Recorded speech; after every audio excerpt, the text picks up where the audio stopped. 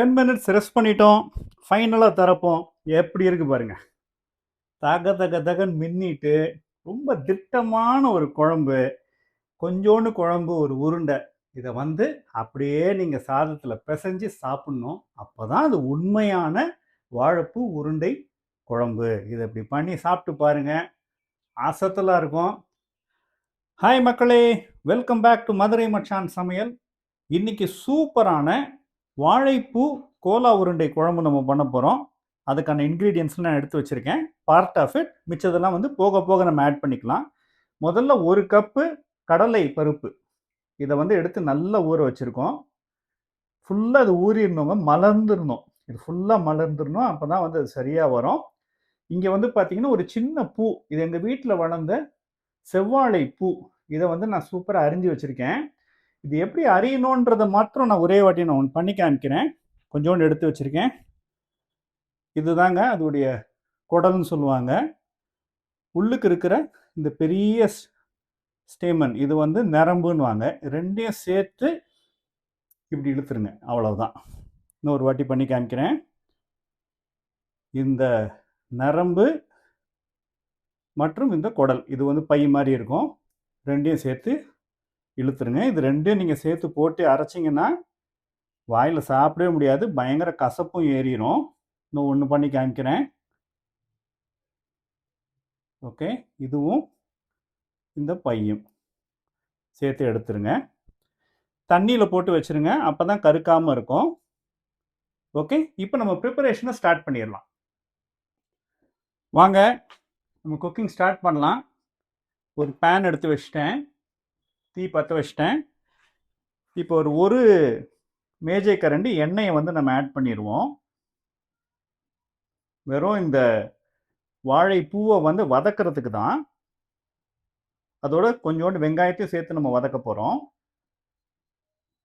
Okay, முதல்ல கொஞ்சோண்டு சோம்பு ஆட் பண்ணிக்கிறேன். கருவேப்பிலை ஆட் பண்ணிக்கிறேன். நறுக்கின 2 பச்சை மிளகாய் இதை ஆட் பண்ணிக்கிறேன்.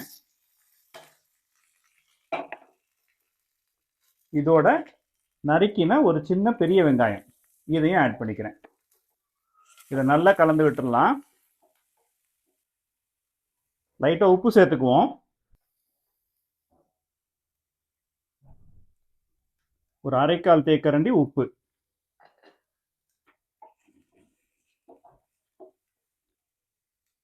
ஒரு சிட்டிகை மஞ்சள். ஒரு 1/2 தேக்கரண்டி மிளகாய்த்தூள். இதை நல்லா கலந்து விட்டுக்குவோம்.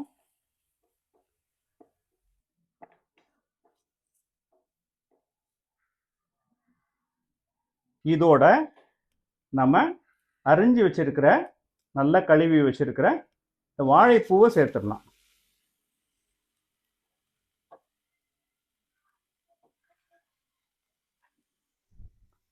இது நல்லா வதக்கிடுவோம். நல்லா மிக்ஸ் பண்ணுங்க. நல்லா கலந்து விட்டுட்டோம்.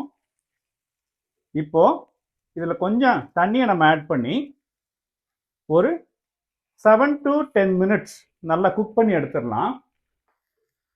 தண்ணி பார்த்து தான் நான் ஆட் பண்றேன். லைட்டா முங்கினா போதும். இது போதுங்க, இதுக்கு மேல வேண்டாம். கொஞ்சம் உப்பு கம்மியா இருக்கு, நான் உப்பு ஆட் பண்ணிக்கிறேன். இதெல்லாம் டேஸ்ட் பண்ணி ஆட் பண்ணிக்கோங்க. உப்பு சரியான அளவில் இருக்கணும், அவ்வளோதான். இன்னொரு சிட்டிகை உப்பு ஆட் பண்ணிட்டேன். இதை ஒரு வாட்டி மிக்ஸ் பண்ணிட்டு கொதி கொண்டு வந்துட்டு அதுக்கப்புறம் மூடி போட்டு சிம்மில் ஒரு 7 to 10 மினிட்ஸ் குக் பண்ணி எடுத்துக்குவோம். ஆல்ரைட், கொதி வந்தவுடனே சிம்மில் வச்சுருங்க. சிம்மில் வச்சுட்டு ஒரு 10 மினிட்ஸ் குக் பண்ணி எடுத்துக்கோங்க. ஓகே, இப்போ நம்ம வந்து குழம்பை ஸ்டார்ட் பண்ணிடலாம். ஒரு குழம்பு சட்டி நான் வந்து எடுத்து வச்சிட்டேன். பக்கத்து பர்னர்லேயே வந்து நம்மளுடைய வாழைப்பூ வந்து ரெடி ஆகிட்டே இருக்கு. நல்லெண்ணெய் ஆட் பண்ணுவோம்.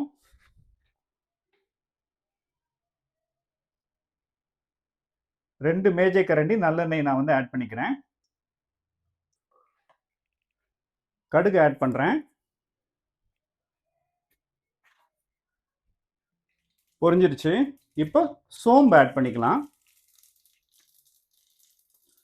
ஒரு கொத்து கருவேப்பிலை, அரிஞ்சு வச்சிருக்கிற ஒரு 10 சின்ன வெங்காயம் இதை நான் ஆட் பண்ணிக்கிறேன்.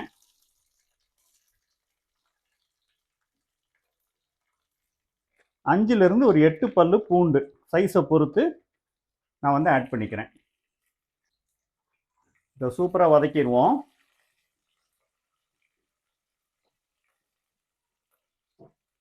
ஓகே, நல்லா கனிஞ்சிருச்சு. இப்போ வெட்டி வச்சிருக்கிற ஒரு பெரிய தக்காளி இதை ஆட் பண்ணிக்கலாம்.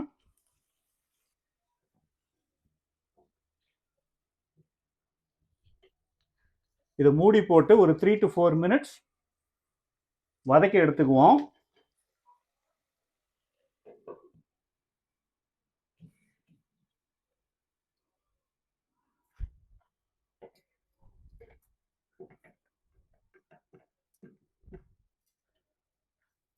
இந்த வாழைப்பூவும் பார்த்தீங்கன்னா நல்லா வதங்கிருச்சு.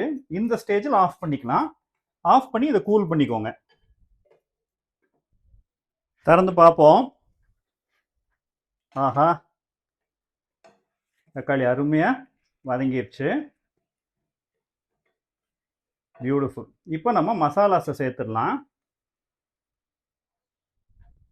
முதல்ல ஒரு தேக்கரண்டி குழம்பு மிளகாய் தூளை நான் சேர்த்துக்கிறேன்.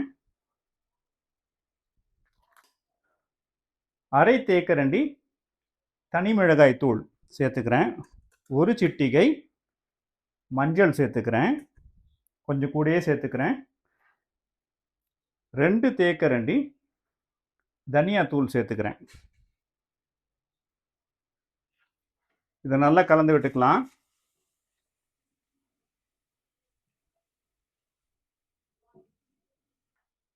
நல்ல எண்ணெய் கக்குது. இப்போ ஒரு கப் தண்ணியை வந்து நான் ஆட் பண்ணிக்கிறேன். ஹையில் வச்சுக்கோங்க. கொதி கொண்டாந்துடுங்க.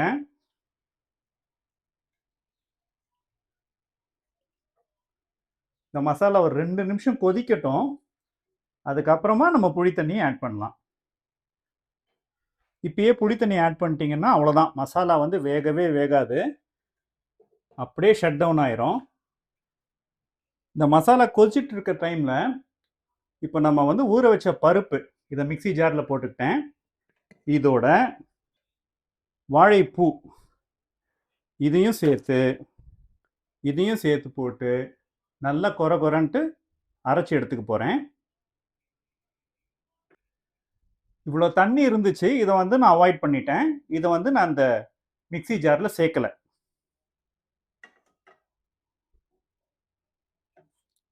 இதை அரைச்சி எடுத்துக்கலாம். சூப்பராக அரைச்சி எடுத்துக்கிட்டோம். இது ஒரு பக்கம் நம்ம வச்சிடலாம். இப்போ குழம்புக்கு வந்துடுவோம். ஓகே, இந்த மசாலா சூப்பராக வெந்து எண்ணெயெல்லாம் வெளியில் வந்துருச்சு. இப்போ நம்ம கரைச்சி வச்சிருக்கிற புளி தண்ணியை சேர்த்துக்கலாம். இந்த ஸ்டெப்ஸ்லாம் முக்கியங்க. எடுத்துலேயே புளி சேர்த்துறாதீங்க. மசாலா வெந்ததுக்கப்புறம் தான் புளி சேர்க்கணும். இல்லாட்டி உங்களுக்கு மசாலா வாசனை அடிச்சுக்கிட்டே இருக்கும். அதுவும் மல்லி வாசனை பயங்கரமாக அடிக்கும். வீட்டில் சாப்பிட்றவங்களும் ஒழுங்காக வேகலைன்னுவாங்க. என்னடா அது மணிக்கணக்கில் வச்சு பண்ணுமே, ஏன் சொல்கிறாங்கன்னு சொல்லி யோசிப்பீங்க. இதை நல்லா கலந்து விட்டுக்கலாம். இப்போ கொதி கொண்டு வாங்க.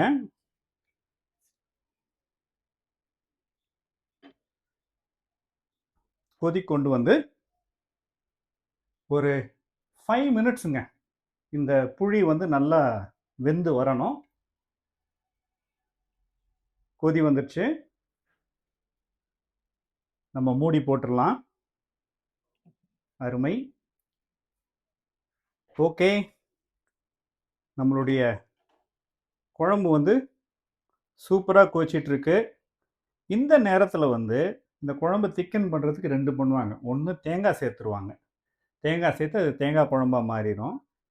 எங்கள் வீட்டில் என்ன பண்ணுவாங்கன்னா, இந்த அரைச்சி வச்சுருக்கோம் பாருங்க, இந்த விழுது, இதை சேர்த்துருவாங்க. சேர்த்துட்டு இதை நல்லா மிக்ஸ் பண்ணி விட்டிங்கன்னா இதுவே திக்கனிங்காக மாறிடும். குழம்பின் தன்மையும் வந்து மாறாது. இல்லாட்டி புளி குழம்புல வந்து உருண்டையை போட்ட மாதிரி இருக்கும். தட் இஸ் நாட் கோலா, தட் இஸ் நாட் வாழைப்பூ கோலா உருண்டை குழம்புல. இப்போ பாருங்க திக்னஸ் எப்படி வந்துருச்சு. இது போட்டுட்டு இப்போ சிம்மில் வச்சுக்கோங்க, ரொம்ப கொதிக்க விடாதீங்க. நம்மளுடைய மிக்ஸை வந்து உருண்டை பிடிச்சு போட ஆரம்பிச்சிருவோம். இதுதான் எங்கள் பாட்டியுடைய ஸ்டைலு. இதில் தேங்காய் போட மாட்டாங்க.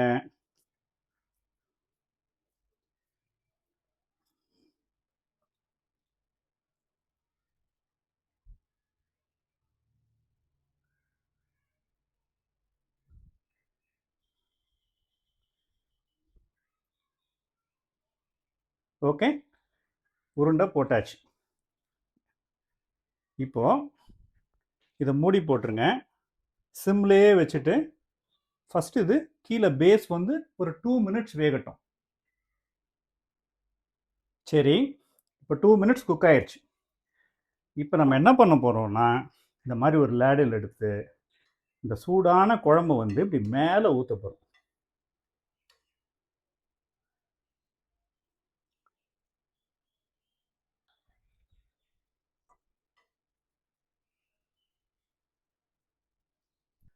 திரும்பியும் மூடி வச்சுருங்க.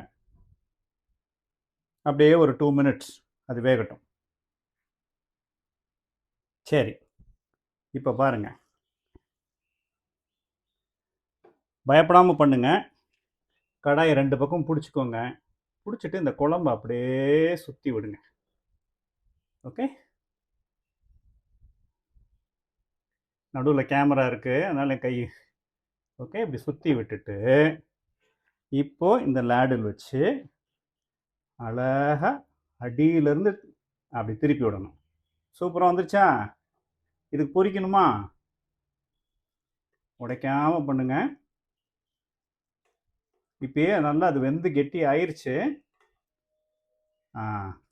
இப்படி சுற்றி விட்டுட்டு இப்போ மூடி போட்டுருங்க. இந்த பக்கம் ஒரு 2 மினிட்ஸ் வேகட்டும். அவ்வளோதாங்க, சூப்பரான வாழைப்பூ உருண்டை குழம்பு ரெடி ஆயிடும். வாங்க ஃபைனலாக திறந்து பார்க்கலாம். ஆஹா, பியூட்டிஃபுல், சும்மா அருமையாக இருக்கு. இப்போ ஆஃப் பண்ணிடுங்க. ஆஃப் பண்ணிவிட்டு மூடி போடுறதுக்கு முன்னாடி கொஞ்சோண்டு நல்லெண்ணெய் அப்படி மேலே விட்டுருங்க. மூடி போட்டுருங்க. 10 மினிட்ஸ் ஒன்றும் பண்ணாதீங்க, அப்படியே விட்டுருங்க. அதுக்கப்புறம் எடுத்து பரிமாறுங்க, செமையாக இருக்கும். 10 மினிட்ஸ் கழித்து ஓப்பன் பண்ணுவோம். 10 மினிட்ஸ் ரெஸ்ட் பண்ணிட்டோம். ஃபைனலாக திறப்போம். எப்படி இருக்கு பாருங்க, தக தக தகன்னு மின்னிட்டு ரொம்ப திட்டமான ஒரு குழம்பு. கொஞ்சோண்டு குழம்பு, ஒரு உருண்டை. இதை வந்து அப்படியே நீங்கள் சாதத்தில் பிசைஞ்சு சாப்பிட்ணும். அப்போ தான் அது உண்மையான வாழைப்பூ உருண்டை குழம்பு. இதை இப்படி பண்ணி சாப்பிட்டு பாருங்க, அசத்தலாக இருக்கும். அடுத்த ரெசிபியில் சந்திப்போம். அதுவரை tata bye bye from your Madurai மச்சான்.